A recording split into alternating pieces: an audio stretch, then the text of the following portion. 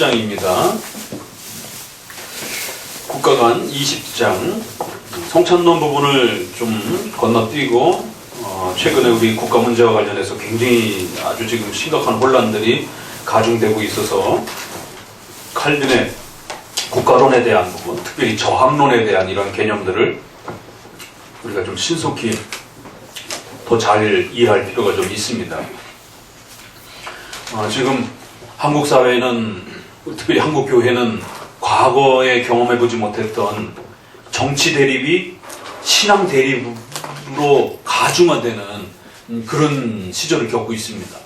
과거에는 진보 정부라 할지라도 그렇게 아주 반기독교적인 어떤 이런 색채와 내용들을 노골적으로 그렇게 본격적으로 법제화 형태로 또 이렇게 드러내지는 못했었어요. 드러내지도 않았었고, 그렇기 때문에 어떤 정당을 선택할 때에 신자들이 양심을 가지고 정당 선택의 자유의 폭을 우리가 훨씬 더 많이 줄 수도 있었고 이랬었는데, 지금은 그 진보 정당의 색채가 아주 반기독교적인 그런 형태, 또 그 다음에 정책 내용에 있어서 아주 심각할 정도로 반기독교적 정책들을 지금 쏟아내고 있는, 만약에 그 법률이 만들어지게 되면 목회자와 교회가 지금 가장 심각한 타격을 받게 되는 그런 법들이 지금 대기하고 있는 이제 이런 상황.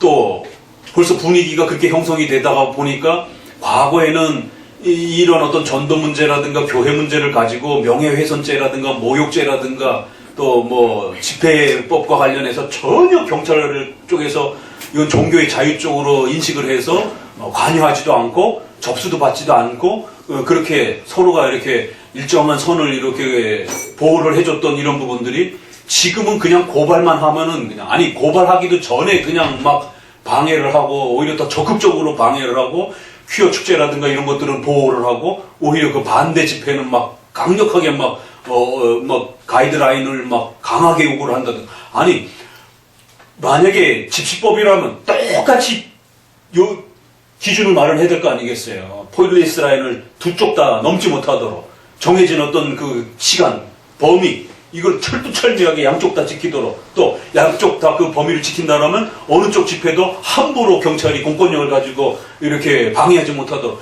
이 기준이 똑같아야 되는데, 지난번 인천 같은 경우도 목사님들을 다 막 수갑 채워가지고 막 그 차량에 태우고, 퀴어 축제 있는 애들은 아무도 안 건드리고 오히려 그 퀴어 축제를 반대하는 목사님들을 막 잡아가고 그 몸싸움 하다가 이 손에 인대가 끊어져가지고 막 피가 막 철철 넘치고 막 이래갖고 막 그 SNS상에 막 보도가 되고, 막 2명인가 그 청년이 그 손에 인대가 끊어져가지고는, 그리고 경찰이 오히려 기독교인을 더 막 강렬하게 방해하는 이런 분위기, 또 그 다음에 법제에 지금 앞다퉈서 지금 법들이 지금 나오고 있는 상황, 그리고 또 이제 마지막 하나는 한국 사회가 세계 유일의 분단 국가의 전쟁 중이라고 하는 휴전 상태에 있는 나라 속에서 누가 적이냐면 공산주의와 사회주의를 국가 원리로 표명하고 있는 북한이라고 하는 나라가 적으로 있단 말이에요.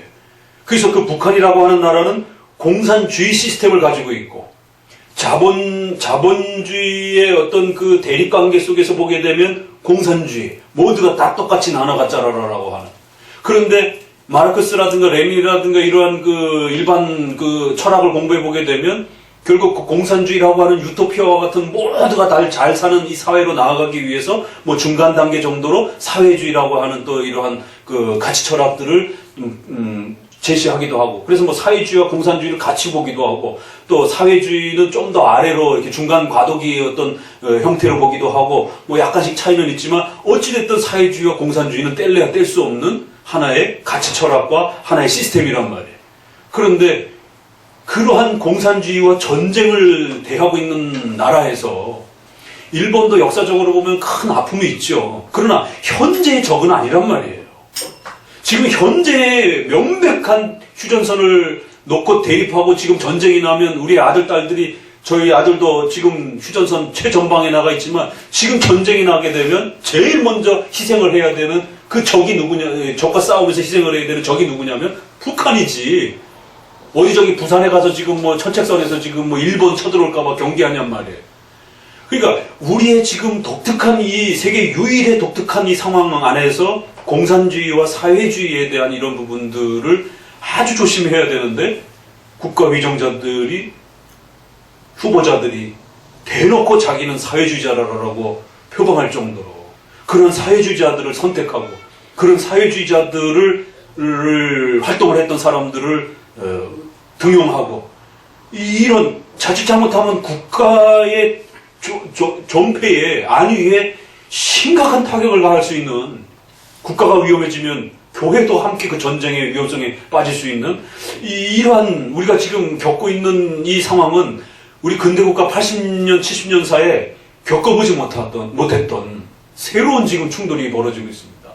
그런데 거기에 네 번째, 이러한 것을 기독교적으로 해석을 해야 되는데 더더욱이나 복음주의권은 우리가 멀리하더라도 개혁주의권 안에서 칼빈주의 하신다는 목사님들이 특별히 젊은 분들을 중심으로 해가지고 강력하게 기존의 보수적인 그러한 그 정치와 또 보수적인 이러한 그 교회적 성향들을 굉장히 불편하게 여기고 적대 세력처럼 여기면서 현 진보 정부의 이러한 그 가치와 어떤 내용들을 마치 그게 가장 칼빈주의를 옹호해 줄 수 있는 어떤 그런 정부의 울타리인 것처럼 강력하게 칼빈주의의 이 내용들을 표방하는 분들이 그 정치 활동의 최일선에 나가서 진보 정부를 옹호하고 진보 정부를 수립하는 일에 아주 앞장서 있다라는 거지.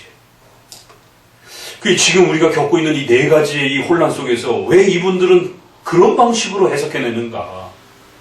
이게 단순히 성찬론 논쟁하고의 개념 수준이 아니란 말이에요. 교회 질서에 있어서 독립파와 장로교회가 장로 정치로 할 것인가? 아니면 단독 개별적 교회 정치로 할 것인가? 이런 수준이 아니란 말이에요. 이거는 좀 더 여유롭게 논쟁할 수가 있어요. 우리가 무슨 성만찬 논쟁 무슨 잘못했다고 해서 지금 당장 죽는 건 아니잖아요. 그런데 국가론에 대한 논쟁은 잘못하게 되면 전쟁이 가시화될 수 있는 국가의 변화라고 하는 것은 되돌이킬 수가 없는 겁니다. 그래서 많은 진보 쪽에 있는 분들은 우파에 있는 목사님들은 너무 사람들을 공포 조장한다라고 전쟁 분위기 자꾸 운운하면서 현 진보 정부를 깎아내린다라고 물론 그렇게 볼 수도 있어요. 그러나 국가라고 하는 존재는 돌이킬 수가 없는 거란 말이에요. 어느 한 시스템이라든가 방향성이 설정이 되게 되면 그 상태로 나아가는 것이지 그 상태로 갑자기 턴해가지고 국가가 뒤바뀐다든가 이런 경우는 굉장히 힘든 거예요. 그렇게 턴할 때는 또 엄청난 많은 내란과 지금 홍콩 사태처럼 엄청난 시민들이 죽어나가야 되고 엄청난 고통을 겪으면서 턴을 하는 것이지 국가의 어떤 방향이 일정한 민주주의로 가던 국가가 갑자기 공산주의로 됐다가 공산주의로 갔던 국가가 갑자기 민주주의로 국가로 가고 이러지 않는다라는 것이죠. 그래서 국가의 정책과 선택은 법에 대한 법적 그런 선택들은 굉장히 신중해야 되고 수많은 반론들에 대해서 들어봐야 되고 그런 내용들을 하나로 모으고 또 모으고 또 모아서 최종적으로 결정을 해야지 섣불리 국가의 흐름과 방향들을 어느 특정 정당과 신념에 맞춰가지고 법제화라든가 그런 인물군들을 급격히 배치를 해서 국가의 어떤 방향이 급격하게 선회를 하게 되는 물론 그런 분들이 됐다고 해가지고 극렬한 구구적인 그런 지나친 구구적인 이런 분들처럼 조금만 이런 뭐 남북 문제 얘기한다고 해가지고 다 뭐 종북파처럼 이렇게 또 뭐 간첩인 것처럼 이렇게 뭐 비난하는 건 또 역시 문제가 있는 것이죠. 그러나 국가의 방향이라고 하는 것은 한 번에 공산주의를 딱 틀어지는 게 아니란 말이에요. 어떤 전쟁이 터지고 그러면은 그럴 수도 있지만 한 15도, 20도 틀어지는 거고 한 3, 40도 틀어지는 거고 50도 틀어지는 거고 그러면서 점점 틀어지는 것이지. 근데 국가라고 하는 건 방향성이 있기 때문에 한 번 1, 20도가 틀어지게 되면 그 다음에 또 틀어지는 쪽으로 또 꺾이기가 쉽단 말이에요. 그래서 반대파가 염려하는 목소리와 염려들을 귀 기울여 들으면서 정치는 더 많이 국가의 안위를 생각하면서 고민을 해야 되고 더더욱 거기에 크리스찬들이 많잖아요. 국회의원들 중에. 그래서 더더욱 이러한 우리 선조들이 성경의 국가론을 어떻게 가장 잘 해석으로 이해냈는가를 읽어봐야 된단 말이에요. 우리가 당장 성경으로 나 혼자 들어가갖고 내가 보니까 국가관은 이렇더라 이렇게 주장하면 그 국가관이 맞는지 안 맞는지도 다시 검증해야 된단 말이에요. 그래서 성경을 들여다보면서 국가관을 찾아내야 됩니다. 그러나 그 해석을 검증할 때는 반드시 역사 속에서 수많은 국가관에 대한 해석들을 검증하고 또 비교해가면서 적어도 우리가 어거스틴이 그 로마 시대를 대응하면서 어떻게 국가관을 펼쳤는가, 또 루터와 칼빈이 그 유럽의 종교 일치처럼 구성되어지던 그 사회 속에서 어떻게 이 국가관을 펼쳐갔는가. 그러면 좀 더 후대의 국가의 이 근대 국가가 형성이 되면서 각 나라의 봉건제도가 없어지면서 이제 근대 국가가 만들어진 이후에 좀 더 국가와 교회가 분리된 형태로 전 세계가 이렇게 새롭게 편제되어지는 그러한 새로운 근대 국가 안에서는 또 어떤 형태의 국가관 형태로 성경적 국가관을 적용했는가. 그럴 때 이제 미국처럼 독립전쟁을 펼치면서 기독교인들이면서도 또 새롭게 국가를 형성해 가야 되는 그런 때에 그런 미국은 어떻게 국가를 형성을 했는가. 또 그 이후에 우리나라 또 일제시대라든가 또 이러한 때에는 또 어떻게 했는가. 이런 부분들을 총체적으로 살펴보면서 칼빈주의적인 가장 건강한 국가론을 내놔야지 특정한 자기 정치 신념에 아직도 목회자의 이 성경 해석과 신앙의 이 관점이 걸러지지 않는 상태에서 자신의 그 학연지연 혈연과 정치적 신념에 여전히 매여 있는 상태에서 성경 해석을 제시하게 되면 다른 부분은 칼빈주의적으로 잘 제시를 했어도 이 국가정치 부분은 한국의 정서상 굉장히 예민하고 굉장히 어려서부터 문화적으로 이것이 학연지연 혈연에 따라서 특정한 정치적 신념이 반강제적으로 이렇게 주입되어지는 한국의 이 연약한 이 정치 풍토 안에서 결국 목회자가 된 사람도 한국 사람이기 때문에 목회자가 된 사람도 전라도에서 목회자가 되고 경상도에서 목회자가 될 수 있기 때문에 학연지연 혈연에 대한 부분들이 내가 완벽하게 벗어났는가. 100% 완전히 벗어날 수는 없어도 그래도 적어도 8, 90% 정도 객관성을 확보할 정도로 내가 지금 말하고 있는 이 국가관이 특정한 어떤 지역과 특정한 어떤 정당에 편중돼가지고 내가 성경의 국가관을 악용하고 남용해가지고 내 정치 신념에 그걸 억지로 끌어다가 맞춰가지고 칼빈주의자라는 이름으로 내가 제시하고 있는 건 아닌지 고민해봐야 된단 말이에요. 사람의 생각이라고 하는 게, 세계관이라고 하는 게 그렇게 하루아침에 쑥 바뀌지 않는단 말이에요. 칭의관이 바뀌었다고 해서 국가관이 칼빈주의 국가관으로 다 바뀌었느냐? 그렇지 않단 말이에요. 칭의관은 바뀌었을지라도 국가관은 여전히 과거의 국가관으로 남아있을 수 있습니다. 이게 우리가 교회 역사를 통해서 다 보게 됩니다. 그렇죠? 루터도 역시 그런 부분에서 칭의 부분은 잘 회복했지만 예배론이라든가 성화론이라든가 또 국가사회 부분에서 아직 충분하게 그걸 돌이켜 세우지 못하는, 그래서 동일한 두 왕국론 개념이 우리의 전통적인 국가와 교회 간의 개념인데, 자 그러면 이제 시작하면서 오늘은 좀 서론 정도만 소개를 합니다.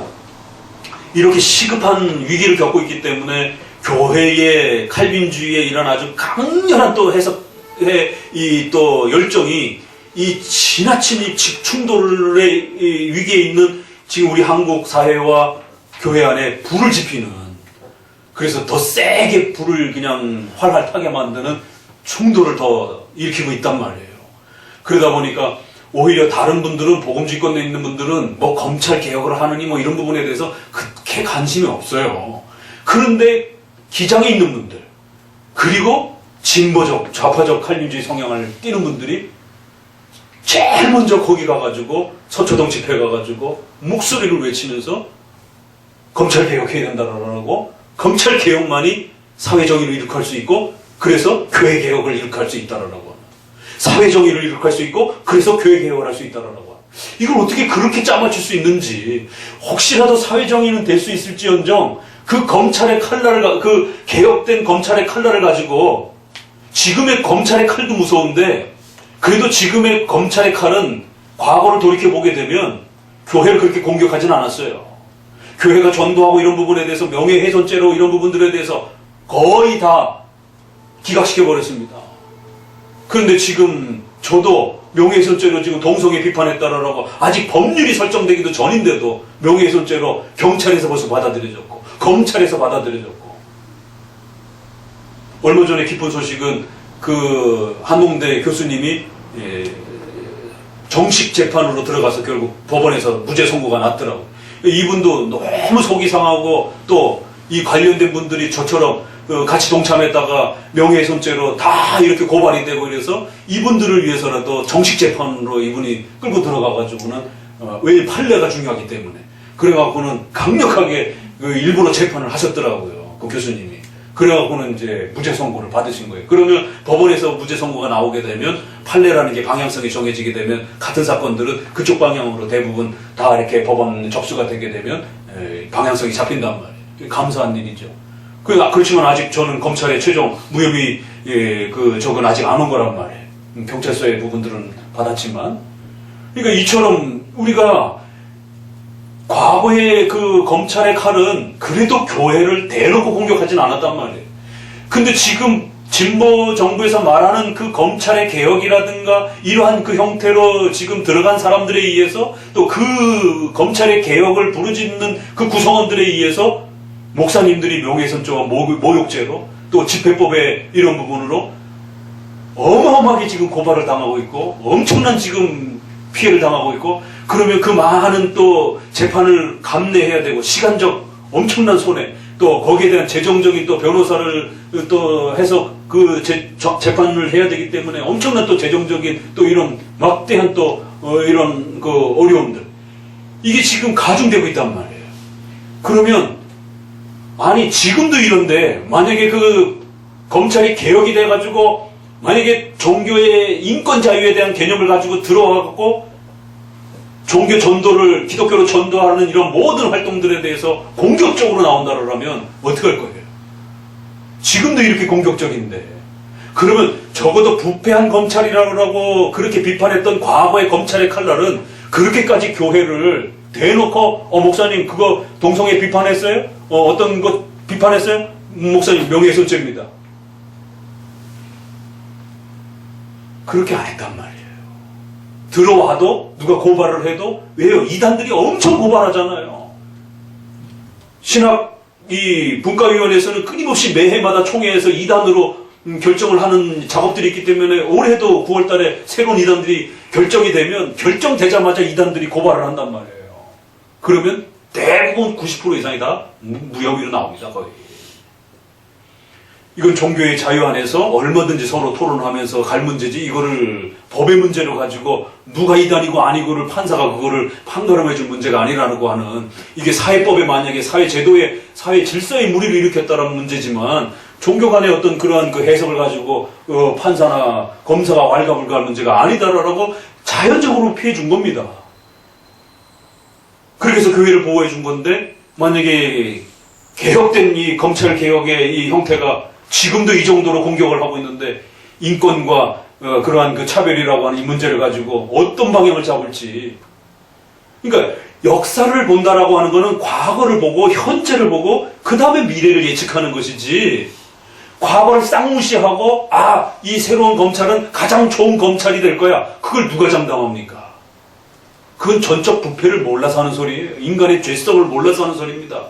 세상의 권력의 속성을 몰라서 하는 소리예요. 세계 인류 역사에 그런 권력은 없습니다. 권력은 한번 잡게 되면 유지하기 위해서 더 또 새로운 변화들이 나타나고 거기에 수많은 또 반대적인 또 현상들이 나타나는 겁니다. 최소한의 어떤 형태로 서로가 그거를 견제하면서 가는 것인데, 근데 칼빈주의를 표방하는 목사님들이 가장 앞서서 그 검찰개혁을 부르짖으면서 그걸 반대하는 세력들을 강하게 비판하면서 마치 하나님 앞에 모독하는 것처럼 광화문집회를 비판하면서 마치 검찰개혁만이 하나님의 뜻인 것처럼 이렇게 더더욱이나 칼빈주의 하는 목사님들이 성도들에게 이게 진정한 칼빈주의 개혁이다라고 지금 몰아붙이고 있는데, 두 가지 위험성이 있습니다. 좋습니다. 백보 양보하고 받아들여 보자라는 거예요. 그러면 지금 말했던 것처럼 그 새롭게 개혁된 검찰의 칼이 과연 교회의 목회자의 입술을 내버려두겠는가? 목회자는 목에 칼이 들어와도 동성애는 절대로 수용할 수 없는 겁니다. 법이 어떻게 설정이 되든 그건 죄인 거예요. 진정한 보수주의자고 목회자라면. 그럼 검찰이 가만히 있겠는가? 수많은 인권단체에서 고발을 할 텐데. 두 번째 더 큰 문제. 하나님의 진노가 임할지 안 임할지 그건 아무도 모르는 거예요. 저쪽에서는 오히려 하나님이 복 내줄 거라라고 이렇게 개혁이 되면 오히려 더 많은 사람들이 인권을 유지하면서 그 자유를 유지하게 되면 사회가 개혁이 되면 건강하게 정의가 펼쳐지기 때문에 하나님이 복 내주실 것이다라고 외치지만 다른 쪽에서는 이거 만약에 통과가 되면 하나님이 소돔과 고모라처럼 벌을 내주시게 되는 결정적 원인이 될 것이다라고 염려를 하고 있어요. 아무도 가보지 않은 길입니다. 국가처럼, 국가의 길처럼 교회의 길도 아무도 가보지 않은 길이에요. 왜? 이런 식으로 대대적으로 그 사회 속에서 교회 전체의 어떤 영향을 받으면서 동성애를 찬성으로 몰았던 역사가 특별한 소돔과 고모라 같이 그런 데 빼놓고는 없었거든요. 유럽의 교회 역사. 중세시대가 아무리 타락했다 할지라도 동성애 이런 부분에 대해서는 아주 굉장히 엄격하게 중세시대도 이렇게 또 차단을 한 그런 부분들이 있으니까 이 주제를 가지고 과연 하나님이 복을 내려주셨는지 그러면 많은 분들이 우파 목사님들은 너무 동성애 한다라고 세상에 이거 실명을 언급해야 됩니다. 명예훼손자가 되든 말든 손보호 교수님이 동성애는 작은 죄지 부분적인 죄지 너무 구구적인 부분들은 마치 그게 모든 죄인 것처럼 가장 심각한 죄인 것처럼 그렇게 한국교회 성도들을 이렇게 호도하고 있다라라고 오도하고 있다라라고. 그렇죠. 소기천 박사님이 지금 동성애 지금 제일 반대하고 계신 소기천 박사님 그 칼럼 거기에 대한 칼럼에 대해서 동성애는 가장 심각한 죄입니다라라고. 그런데 한국의 어른이라고 여겼던 분이 동성애는 그렇게 가장 심각한 죄는 아니다라고 그러면서 근데 그분이 진보 정부의 또 이런 인권과 이런 부분들을 가장 옹호하는 형태로 지금 또 활동을 하고 계시고 그건 누구 말이 맞느냐는 말이에요. 분명히 OX로 다르게 흑백으로 지금 판단하고 있단 말이에요. 둘 중에 하나는 맞고 틀립니다. 논리적으로. 그러면 자칫 잘못하면 하나님의 진노가 교회에 임할 수 있는 것이고 만약에 저들의 말이 맞다면 복이 임하는 것이고 그 결국 선택 때문에 국가와 교회의 존폐 위기가 닥칠 수 있다는 것입니다. 유럽의 저 어마어마한 교회들이 제네바가 WCC 본부가 되리라 누가 상상을 했겠습니까? 레이든 신학교가 제네바 아카데미가 1위고 2위가 피난을 또 가면서 수많은 신학자들이 레이덴으로 옮겨가면서 고마노스부터 시작해서 도르트 총회를 이룩하는 그 걸출한 인물들이 다 레이든에서 나오는 레이든 신학교. 그래서 레이든의 신학 순수 통론이라고 하는 조직신학이 3대 조직신학으로 튜레틴 조직신학 이렇게 최근에 마스트리트 책하고 이렇게 해갖고 그 정도로 훌륭한 신학교가 레이든 신학교인데 네덜란드가 공창제도를 제일 먼저 사창가를 합법적으로 제일 먼저 받아들인 나라가 됐어요. 동성애는 어떻게 했는지 모르겠어요. 이런 성적인 그 부분에 대해서 제일 먼저 받아들인 나라가 네덜란드예요. 제네바는 WCC 본부가 되었고 아무렇지를 노릇입니다. 앞으로 20, 30년 뒤에 동양의 예루살렘이라고 이렇게 칭찬하고 미국 다음으로 전 세계의 선교사를 제일 많이 보낸 이 한국이 20년 뒤에 동성애와 관련돼서 또 여러 가지 그런 사악한 법률들을 전 세계에서 가장 활력적으로 입법화하는 나라가 될 수도 있는 것이고 여기에 어떤 본부가 생길지도 모르는 겁니다. 유럽이 저렇게 벌받을지 유럽이 저렇게 선교를 해야 될 나라가 될지 누가 생각했겠습니까? 지금 유럽은 선교를 해야 될 나라가 됐습니다. 교회가 싹 무너져가지고 우리의 후손들을 생각하셔야 돼요. 그래서 국가의 존망과 교회의 존망에 대한 이걸 두고 결정해야 되는 문제이기 때문에 정말 목회자들은, 신학자들은 학연지연 혈연에 매여 있지 않은지 더 자기 자신을 돌보고, 내가 칭의론이라든가 신론의 칼빈주의를 잘 정립하고 있다고 해서 국가론이라고 하는 이 부분까지 정립되어 있는 건 아닙니다. 왜냐하면 칼빈주의는 이렇게 하나씩 계속 쌓아가야 되는 것이기 때문에 앞에 부분은 잘 정립이 됐더라도 뒷부분은 아직 미흡한 수준으로 남아있을 수 있단 말이에요. 그러면 우리의 근대사 역사도 봐야 되는 것이고, 교회 역사 속의 국가도 봐야 되는 것이고, 또 우리 객관적인 표준 문서와 우리의 신앙 선조들의 고백 속에 이러한 훌륭한 문서들 속에서 국가론을 어떻게 정립했는지도 충분히 본 다음에 그 다음에 결정을 해야 됩니다. 그래야 성도를 살릴 수 있고 백성을 살릴 수 있습니다. 자, 오늘은 서론으로 국가론의 세 개를 소개합니다. 우리가 늘 들어서 알지만 다시 한번 이제 정리해 봅시다. 하나는 재정일치, 국가와 교회를 일치된 형태로 주장하는 국가론. 국가가 교회를 지배하든 교회가 국가를 지배하든 일치된 형태로 주장을 하는 거예요. 그러면 교회가 지배하면 로마 카톨릭이 되는 거고, 국가가 교회를 지배하려면 성공회가 되는 거고, 히틀러와 같은 독일 2차 세계대전의 형태가 되는 거고, 또 공산주의 국가처럼 지금 중국처럼 정부 아래 교회가 통솔이 되는 그런 형태가 모두 다 재정일치의 형태로 운영을 하는 것이. 반대로 국가와 교회에 대해서는 완전히 분리시켜 살아가는 것이. 극단적인 이원론 형태로 국가의 일에 대해서 간섭 안 하는 거예요. 신경 안 쓰는 것이. 오로지 교회는 기도하고 예배 드리는 일만 신경 쓰는 것이. 아주 극단적인 이원론. 세상의 국가와 이런 일들을 다 세속적이고 악하다라고 취급하는. 그래서 성도들이 그러한 것에 공무원으로 참여하고 그런 국가의 시스템에 들어가는 것조차 아주 악한 것처럼 이렇게 비판하는. 근데 벌써 최근에 칼빈주의 하는 신학자들이, 목회자들이 판사, 변호사, 검사 이런 국가의 이러한 그 법률 시스템을 움직이는 사람들을 갖다가 아주 오랫동안 그 보수적인 악한 그런 그 적폐적 사고들이 아주 뭉쳐있는 집단이라고 그러면서 절대로 칼빈주의하는 성도들은 그런 법조계에 진출하지 말라라고. 신학자 입에서 대놓고 그렇게 SNS라든가 이런데 추앙받는 목회 신학자가 그렇게 성도들에게 법원을 조롱하고 비판하는. 최근에 어떤 판단이 나왔죠? 김학의 무혐의 처리가 나왔잖아요. 그 개인의 판단은 우리가 말할 수가 없어요. 우리가 비전문가이기 때문에.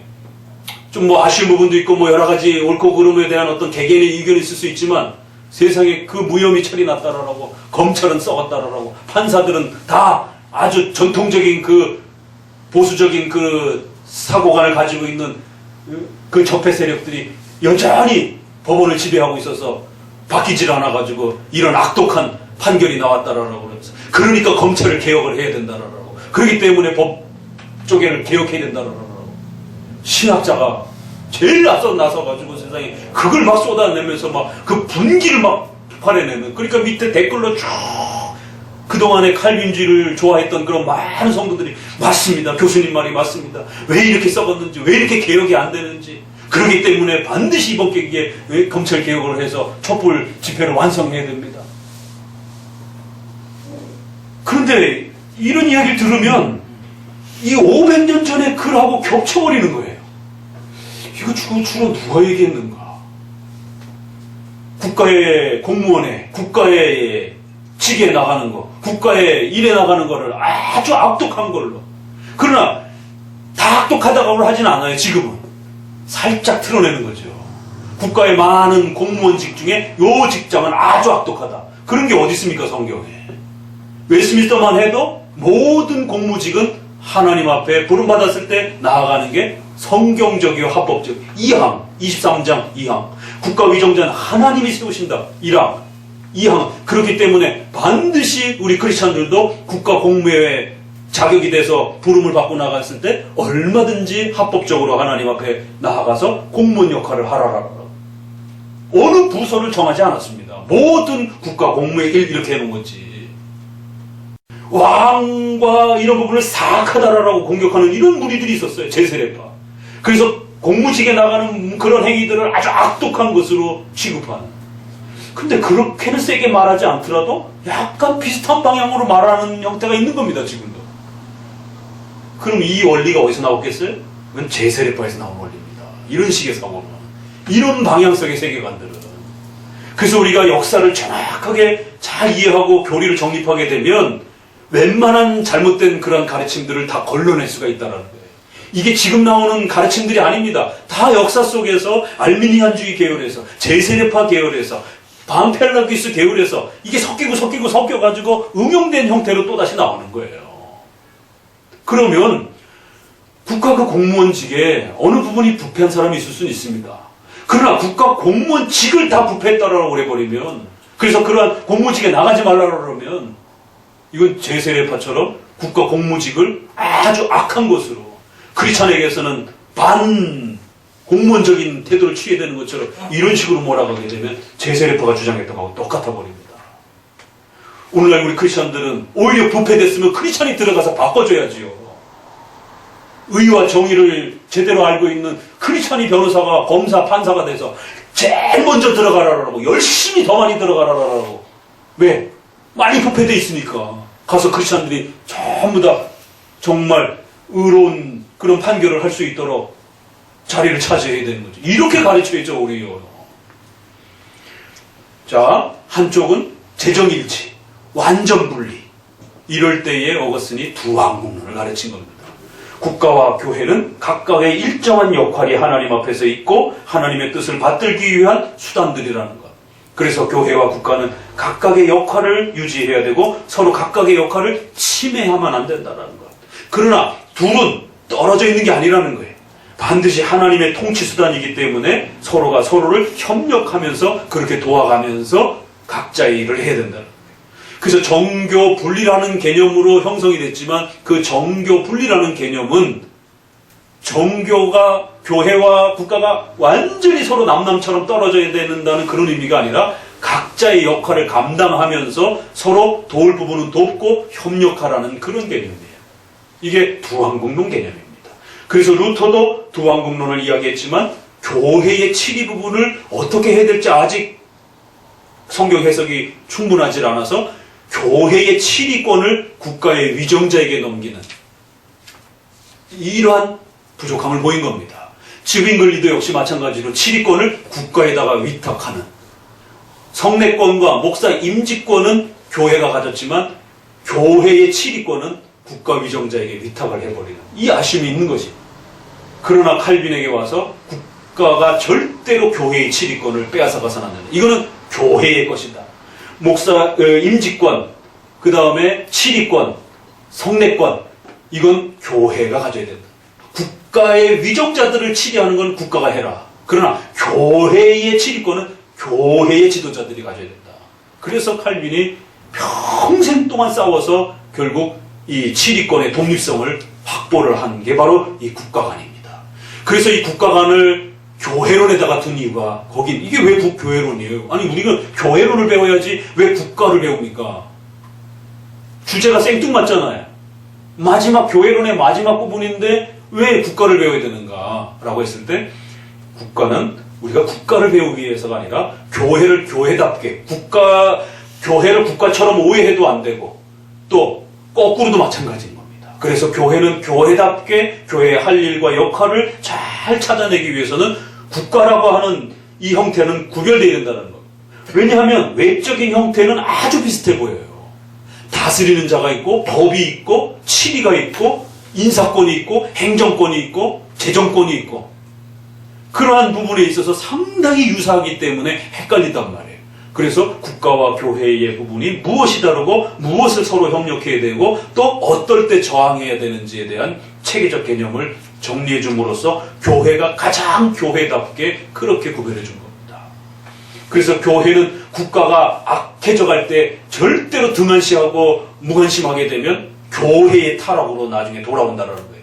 그래서 국가가 타락할 때는 반드시 교회의 목회자들은 또 성도들은 설교를 통해서도 그 죄를 지적해야 되고, 또 교회는 힘을 합쳐서 국가의 성명서라든가 여러 가지 운동을 통해서도 저항해야 되고, 마지막에는 총칼을 들고 교회를 만약에 공격한다라면 정당방위적 개념에서 마지막에 가서는 무기를 들고 그 국가의 폭력 앞에 맞서야 된다라고.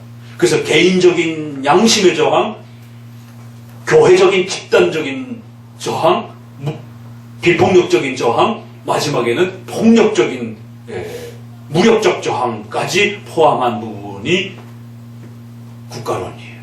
근데 칼빈은 첫 번째, 두 번째까지밖에 얘기를 못한 겁니다. 칼빈도 무력적 저항까지는 얘기는 했어요.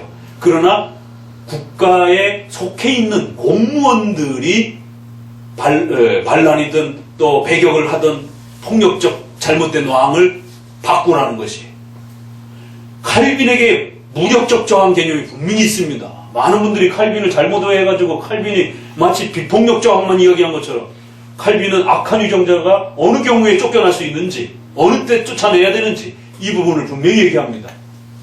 그건 하나님의 섭리를 기다려야 되고, 또 하부 유정자들이, 보조 유정자들이, 공무원들이, 일반 백성들이 해야 될 것인가 아니면 공무원들이 해야 될 것인가, 이 차이밖에 없는 겁니다.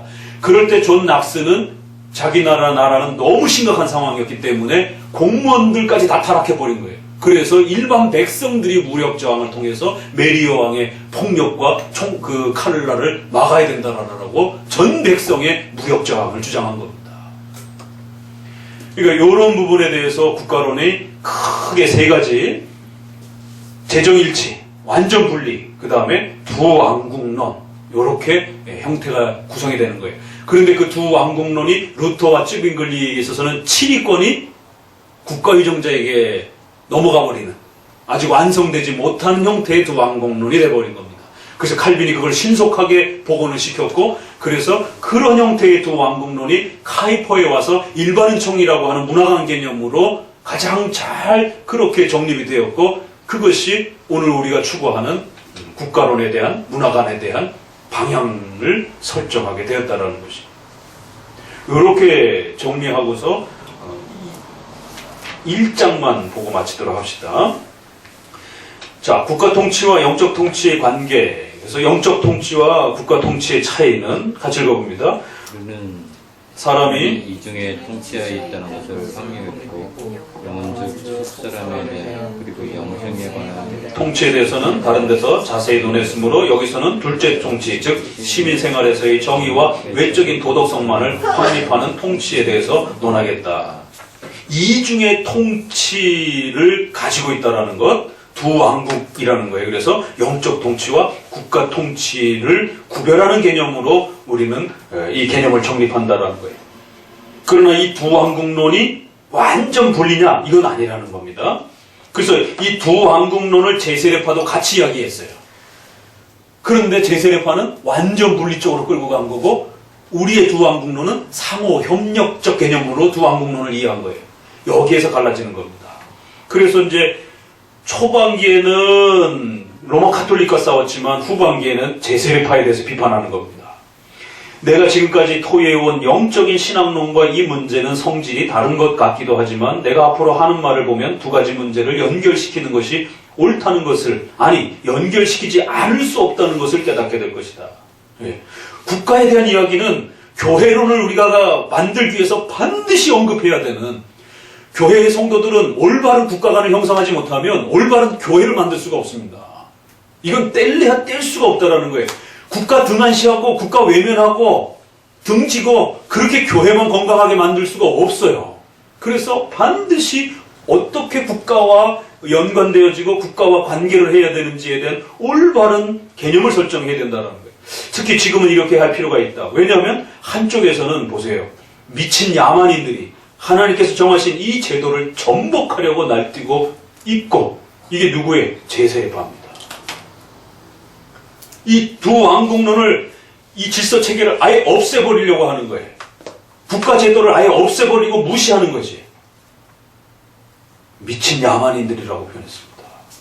반대로 군주에게 아첨하면서 군주의 권력을 과장해가지고 재정 일치 형태로 꾸려가려고 하는, 국가가 교회를 지배하는 형태로 끌고 가려고 하는, 이 당시의 성공회와 관련된 감독주의자들, 이런 형태가 문제가 된 거고, 한쪽은 제세례파.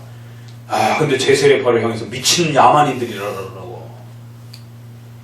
이 두 가지 해독을 다 억제하지 아니하면 순수한 믿음도 사라질 것이다. 그뿐 아니라 인류의 유익을 위해서 이 일을 마련하신 하나님의 사랑이 얼마나 깊은가를 우리는 알아야 한다. 우리 마음에 있는 경건에 대한 열성이 하나님께 대한 감사를 입증하게 되기 위해서 이 지식은 매우 중요하다는 거예요. 그래서 쭉 내려서서 저기 그 각주 4번 보세요. 작은 거.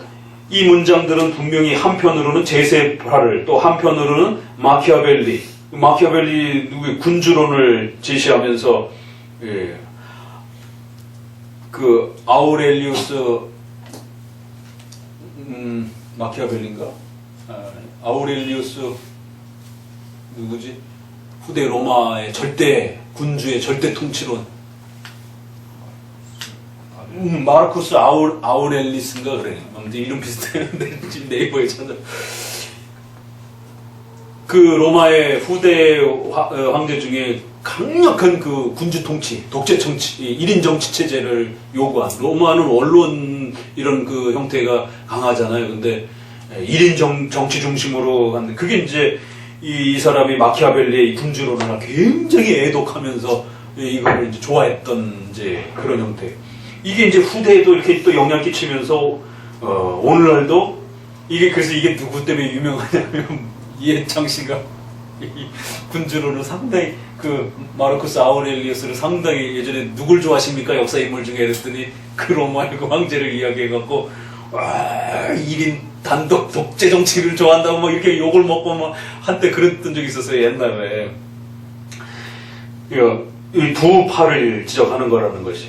자, 그러면서 밑에 줄 보면은 이제 그 593페이지에 어떤 사람들은 이제 자유를 강조하면서 집권자나 이런 자유를 속박한다고 그들이 생각하는 모든 것이 없는 세상을 만들기까지는 안심할 수 없다고 주장하면서 온전한 자유만을 강조하는 이제 이런 자들이 있다라는 거예요.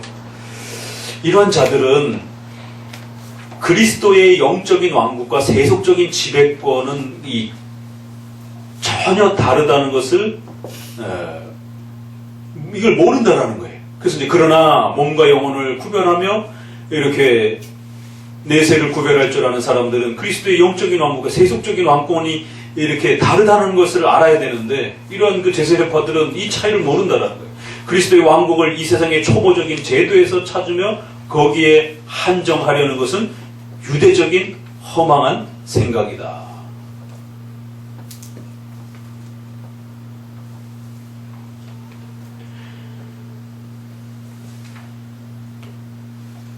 유대주의적 그러한 국가적 영토적 이런 형태로 또 왕국을 만들려고 하는 또 이런 문제도 우리가 항상 조심해야 되는 거죠. 그러니까 한편으로는 완전 분리를 이렇게 하는 것도 문제고, 또 한편으로는 국가론에 치우쳐가지고 국가의 지배를 받으면서 또 이렇게 속박되려는 것도 문제고. 자, 그러면서 그리스도 안에서 우리에게 약속되고 부여되는 자유는 전적으로 그 자체의 한계 내에 머물러야 한다는 것을 잊지 않도록 하자. 예수님이 우리에게 말씀하신 자유란 국가의 이러한 사회질서 이런 것들을 다 벗어버리는 그런 자유가 아니라는 거예요. 국민의 생활에서 노예 상태와 영적 자유가 완전히 공존할 수 있는 그런 방식으로서의 이 자유를 로마서 10장에서도 얘기하지 않습니까? 그렇기 때문에 요거는 이제 다 이게 지금 제세례파에 대한 이제 비판인 것이죠. 그래서 이 사람들의 꿈은 완벽한 유대주의적인 어떤 그런 나라를 그런 어떤 새로운 유대주의 국가를 만들려고 하는, 공동체를 만들려고 하는 그런 착각 속에 빠져 있기도 하고, 그렇지만 그런 나라는 없다라는 것이에요. 그래서 반드시 성경에서도 보면 신앙의 자유와, 그러면서도 또 종들에게, 상전들에게 당대의 로마 사회 속에서 그 질서를 유지하면서 살아가는 또 그러한 하나의 국가 시스템 속에 살아가는 사회 질서를 이야기하고 있다라는 것이에요. 그래서 우리가 이거를 잘 구별하지 못하면 항상 교회에 이 혼란함이 찾아온다라는 것이. 이제 우리가 조심해야 될 것은 많은 분들이 성경을 이용하면서 봐라 구약에는 이렇게 얘기를 해요. 그러나 구약을 읽을 때는 조심하셔야 되는 게 구약은 재정일치 사회예요. 재정일치 교회란 말이에요. 그렇게 되면 이 세 국가론 중에서 어디에 해당이 돼요? 재정일치 형태로 나가기가 쉽단 말이에요. 좋습니다. 어떤 분은 신약의 로마서를 이용하면서 봐라 로마의 나라에 대해서 예수님도 아무 소리 안 했고 바울도 로마의 국가의 어떤 잘못된 시스템에 대해서 아무런 이야기도 하지 않았다. 그러니까 교회는 국가의 어떤 잘못과 부패에 대해서 관여하면 안 된다. 그거는 부분적인 이야기입니다. 신약은 재정 분리 사회예요. 구약과 교회의 외적 질서가 다르단 말이에요. 구약은 재정일치 형태를 추구하고 있었고 신약은 분리 형태로 국가와 교회가 움직여가는 사회 속에서 메시지가 나온단 말이에요. 그렇기 때문에 단편적으로 적용하게 되면 심각한 일이 벌어지는 거지. 그러면 구약을 적용하는 사람들은 신약의 공격을 받게 되는 거고 신약적 분리를 강조하는 사람들은 그러면 국가가 구약의 이러한 그 일치적 소망을 갖는 우리나라가 기독교 국가가 되기를 소망하는 이러한 소망은 그러면 잘못된 거냐? 바빙크의 계시 철학이라든가 여기에서도 마지막에 가서 뭘 꿈꾸냐면 국가와 교회가 일치되어지는 국가가 기독교 국가가 되는 과거의 유럽처럼 그걸 마지막 크리스천의 소망과 꿈으로 제시를 합니다. 구약적 주장만 하면 안 되고 신약적 주장만 해도 안 돼요. 우리의 선조들이 국가론을 이야기할 때 구약에 있는 엄청난 구절들을 끌어다가 이야기합니다. 신약에 있는 엄청난 구절들을 갖다 끌어다 이야기를 합니다. 그런데 구약은 재정일치 사회고 신약은 분리사회예요. 그렇기 때문에 입맛에 맞게 적용될 수가 있다는 겁니다. 잘못하면. 극단적 분리를 강조하는 사람들은 신약만 강조를 하고 국가 일에 간섭해야 된다. 국가 일에 나서야 된다. 이런 부분을 주장하는 분들은 구약을 주장하기가 쉽고 그래서 그것이 전체적으로 통합된 형태로 적어도 우리의 신앙 고백 안에 정교 분리와 상호 협조라고 하는 이 독특한 개념으로 정립이 되어서 각각의 역할은 분명히 구별되되 국가가 잘못하면 교회가 일정 부분 지적하고 돕고 책망해야 되고 저항해야 되고 또 교회가 잘못하면 또 국가가 일정 부분 또 돕고 책망하고 또 협력해야 되는 이 상호 협력과 이 도움의 부분들이 분명하게 선이 있는 방식으로 정교 분리지 극단 분리가 아니란 말이에요. 그래서 이 개념을 이제 잘 기준으로 해서 칼빈이 어떤 방식으로 성경 신구약을 전체를 조합해가면서 국가론의 기본 개념 두항공론과 거기에 이제 저항론 개념을 설명하는지 그래서 그 저항론을 어떻게 개인의 양심과 또 어떤 분들은 이제 어떤 분들은 그래요. 교회가 개인의 양심으로 국가에 이렇게 저항하고 광화문 집회에 참석하는 거는 그건 나는 옳게 인정한다. 그러나 교회의 이름으로 교회가 집단적으로 참석하고 이런 건 잘못되는 거다. 아니요. 교회가 교회의 이름으로 집단적으로 참여할 수 있습니다. 3.1 만세운동도 마찬가지예요. 주기철 목사님 갖고 자꾸 얘기를 하는데 주기철 목사님 엊그제 그 세미나에서도 잘 지적했어요. 개인적 양심으로 저항하신 분이에요. 그분은. 그렇지만 이기성 목사님이라든가 또 한상동 목사님이라든가 이런 분들은 조직력을 갖춰갖고 조직적 저항을 하지 않으면 절대 막을 수 없다. 그래서 조직적 운동을 추구했던 분들입니다. 근데 과연 조직적으로 지금 우리가 힘이 있느냐? 이러면서 이제 서로 의견이 갈리면서 주기철 목사님은 개인적 그냥 신앙의 양심으로 저항한 그런 쪽을 선택하신 것이에요. 그러나 수많은 또 분들이 조직적 교회의 조직력을 이용을 해서 강력하게 또 저항운동을 했던 역사가 분명히 있습니다. 그리고 마지막에 가서는 국가 위정자의 역할로서 그 시대에 또 대한제국의 마지막에 또 이렇게 크리스천으로 있었던 국가 위정자들이 위정자의 신분을 가지고 일본에 건너가서 하소연하고 또 뭐 무슨 밀사라든가 뭐 여러 가지 그런 저기 있지 않습니까? 고종이 파송하고 그래서 해외 활동도 하고 또 더 나아가서는 독립운동도 하고 독립운동에 크리스천들이 얼마나 많습니까? 그건 강력한 폭력적 저항을 통해서 나라를 되찾기 위한 그런 부분으로서 저항은 표출한단 말이에요. 이런 부분들을 근대사 전체를 보면서 해석을 해야지 한 사람만 딱 보고 주기철 목사님은 절대로 그렇게 교회를 동원해가지고 뭐 이렇게 저항하고 그러지 않았다. 그건 역사의 한 부분만 보게 되는 것이에요. 그래서 반드시 저항 부분에서 칼빈은 세 가지를 다 얘기를 했습니다. 양심의 저항, 교회적 저항, 비폭력적 저항, 교회적 저항에 있어서 폭력, 무력적 저항. 그래서 칼빈과 낙스도 그 고민을 하는 겁니다. 주기철 목사님과 한상동 목사님 뭐 이런 부분들이 일제시대에 고민을 하는 것처럼 낙스가 여러 번의 편지를 통해 가지고 과연 시민이 무력을 들고 왕에게 위정자에게 저항하는 것이 옳습니까? 칼빈은 될 수 있으면 위정자들이 저항하도록 하고 국민들은 무기를 들지 않도록 하는 게 좋다. 그 서로 어디까지 그거를 적용해야 되는지에 대해서 큰없이 편지를 왕래해요. 왜 낙스도 그게 고민이 되니까. 그리고 불린거에도 편지를 하고 여러 개혁자들의 대륙에 있는 부분을 편지를 하고는 마지막에 결정하기를 많은 분들이 비폭력적 저항을 하기를 원했어요. 많은 편지들이. 그럴 때 낙스는 최종 결정을 우리 형편에서는 그게 불가능합니다 라고 결정하고 전 시민들이 무기를 들고 저항하도록 요구한 겁니다. 그래서 칼빈은 옳았는데 낙스가 폭력적이다라고 후기 칼빈주의자들이 타락했다라고 욕을 하는 거예요. 배자가 예정론을 신론에다가 옮겨놔가지고 칼빈은 기독교 강의에서 구원론에 대해 예정론을 다루는데 그래서 배자가 후기 칼빈주의자들이 스콜라적으로 망가뜨려 놨다라고. 웨스민스터에 성령론이 없다라고. 칼빈에는 성령론이 굉장히 많은데 이런 식이 되는 거예요. 그러나 다 그게 칼빈에게서 나오는 것이. 이미 칼빈은 저항론에 있어서 폭력적, 무력적 저항을 이야기했습니다. 다만 그 대상을 하부 위정자로만 둘 것인가 아니면 시민 전체로 둘 것인가에 대해서는 칼빈도 고민을 한 겁니다. 그러나 이 부분을 후대가 더 발전시킨 걸로 봐야지 칼빈의 부분을 타락시켰다라고 보면 칼빈 자체가 이미 벌써 무력적 저항을 얘기를 해놨는데요.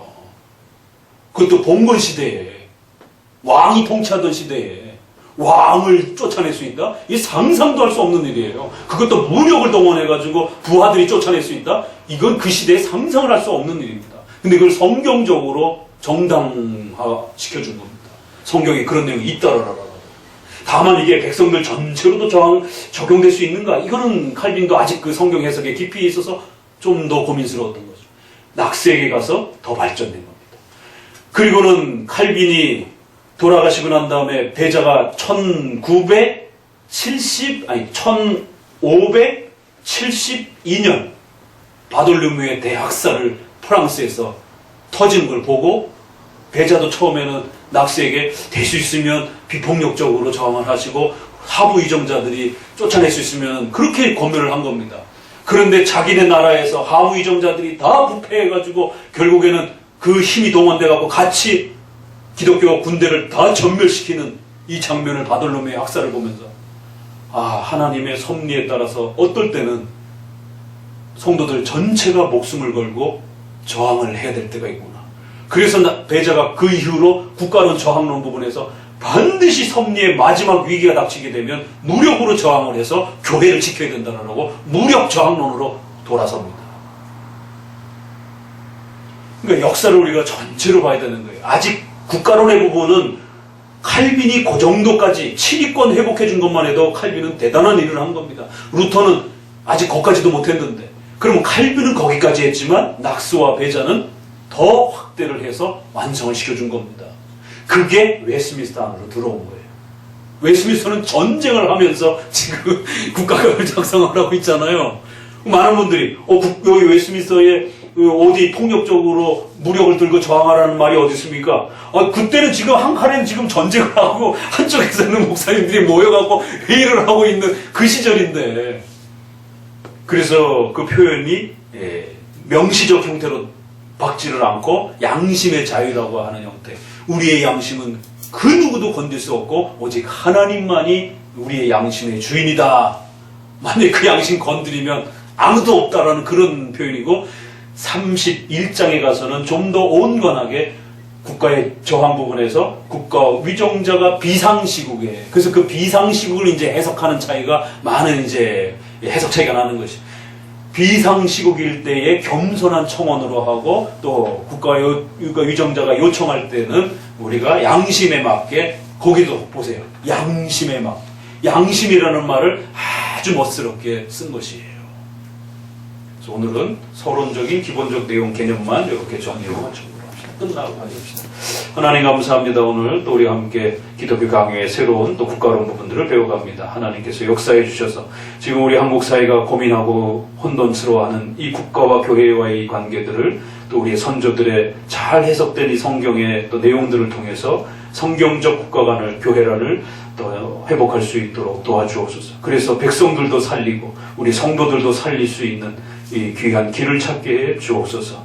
옛 길을 통하여 우리의 현재의 올바른 미래의 길을 찾을 수 있도록 도와주옵소서. 예수님 이름으로 기도합니다. 아멘. 하늘에 계신 우리 아버지여, 이름이 거룩히 여김을 받으시오.